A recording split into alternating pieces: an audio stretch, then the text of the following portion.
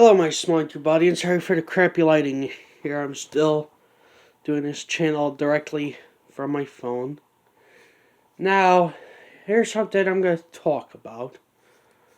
It's near and dear to my heart. The awareness of autism. I myself am on the high functioning end of the autism spectrum disorder. I'm well within the top part of the functionality of the spectrum. Now, there's some things I still struggle with.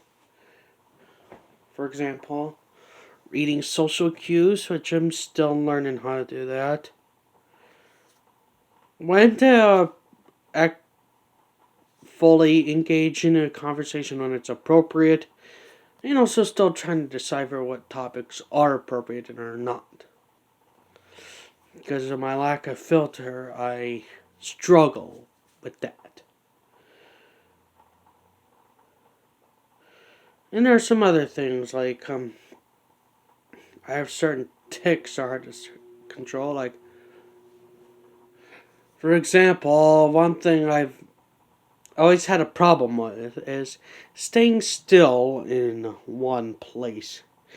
It just drives me up the wall and gives me some anxiety. And I also have some other tics, like when I'm sitting down for long periods of time, my feet fidget. And when I am just bored or need something to calm down, I count my change, which I'll show you right here. I got a cat litter bucket right here, and I have a bunch of coins in there. I sort those, count those out when I'm feeling anxious and need something to do to stay busy. And some of my other tricks, ticks, sorry, is I sometimes scratch myself to the point of bleeding. There's some things I'm still learning to control about myself. I'm trying to manage those situations.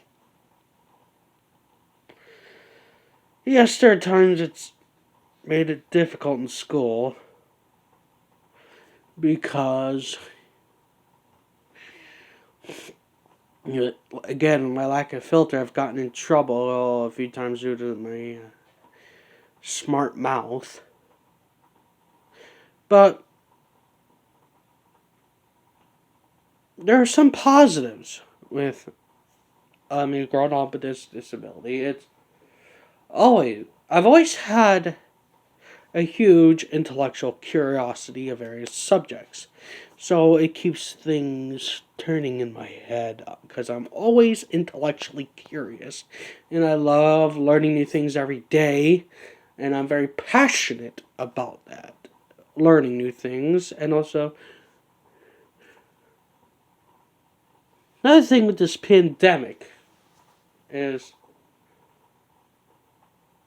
it's made me miss the beauty of a deeply intellectual conversation and having those conversations and learning new things from other people, and maybe new people learning things from me. Now, I could have been a teacher, but grading papers wouldn't be one thing I would get a lot of pleasure out of. And my deep intellectual curiosity is what keeps me one of the things that keeps me feeling good about myself, because I've always been told by every teacher I've had I was one of their most well-informed and one of their most favorite students to talk to because of the type of intellectual depths me and the teacher could go into. And it's always left me curious about forms of art, like film, which I did a film appreciation class in high school. And if you hear the meowing, sorry, that's one of the cats in the house. So, bear with me here, because one day I'm hoping by spring I'll be in my own apartment, because I've been looking for a job like crazy.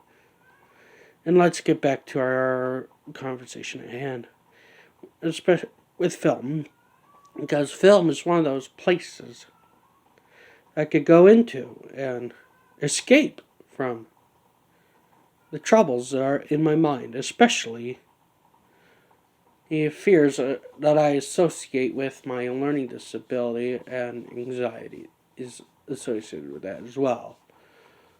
And another thing that I've always found interesting about my learning disability is I could see a lot of things in different perspectives, because it's always left my mind open. And I like hearing new ideas, especially from people I don't even know. And I've always loved that. And also, with my deep intellectual curiosity, I'm always... Oh, wait a minute, sorry. Come on, Grace.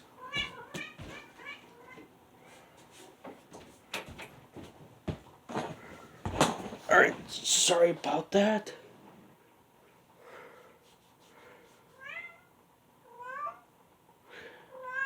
Grace, please be quiet.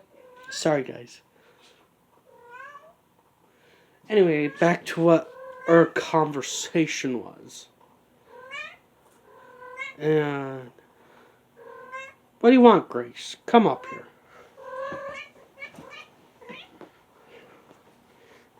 Sorry, everybody. This is Grace. She's the one that was interrupting the video. She's the one at one of the pets here at this house. And another thing I've always found interesting about my learning disability is that people I've went to school with over the years have learned about it from me and seeing how I function. And I have some friends that are going into areas where they study the people like me,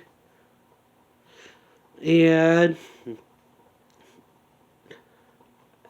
just helping take away some of the stigma of having a learning disability, because I've always had some apprehensions